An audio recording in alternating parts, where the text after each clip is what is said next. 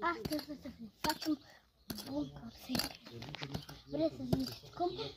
Până de mâine o să vedem, deci cam puteți să urmați videoclipul până mâine când vreți voi. Dar dacă vreți, puteți să urmați videoclipul azi.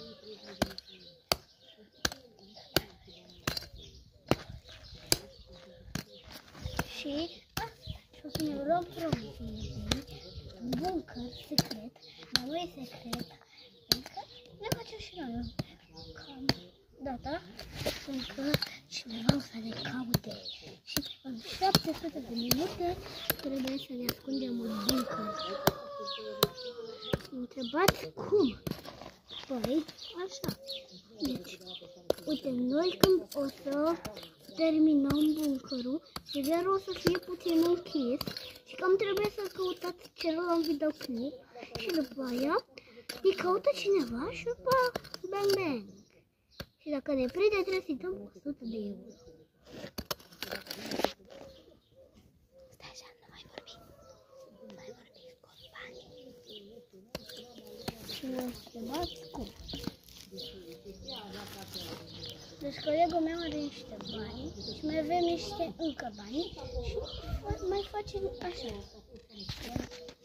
Și uitați. Atunci mă trebuie. Știu că sunt puțini, dar am făcut un videoclip, suntem la început. Suntem la început, ok? Și așa.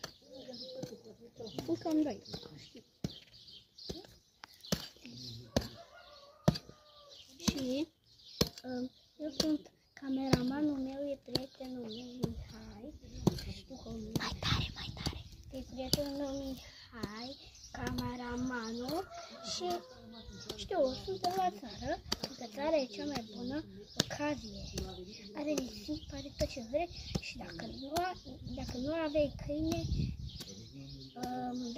câine, nu făcea grob pentru tine, pentru că îi place să funde foarte multe chestii valoroase și așa poți să le găsești cu moara și după aia poți să omori lume ca aceasta care a fost moartă. Bine, nu a fost moartă, dar a fost moartă de mine. Și cam buncărul durează până știți voi, v-am zis la celălalt videoclip. Știu că durează mult, dar e un buncăr. Și cam dacă noi nu terminăm, ne prinde ăla.